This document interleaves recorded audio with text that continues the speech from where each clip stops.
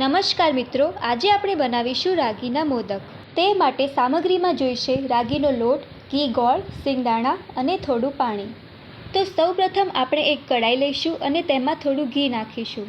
ઘી થોડી જ વારમાં ગરમ થઈ જશે તે પછી આપણે તેમાં કતરેલો ગોળ નાખીશું અને તેને મિક્સ કરીશું। મિક્સ થઈ ગયા બાદ તેમાં રાગીનો લોટ નાખવો અને તેને સારી રીતે મિક્સ કરવો।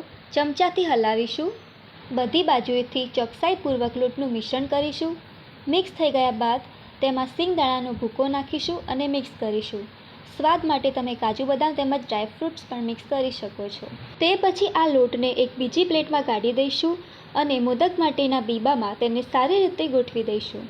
બંને બાજુએ લોટ ભરીને બીબાને બંધ કરીશું અને તેમાં આજુબાજુ વધેલો લોટ નીકાળી લઈશું। તો તમે અહીંયા જોઈ શકો છો કે રાગીના મોદક તૈયાર છે। હું આ ચેલેન્જ મીનાબેન દવેને આપું છું। શું તમે પણ આવી પૌષ્ટિક વાનગી બનાવી શકશો?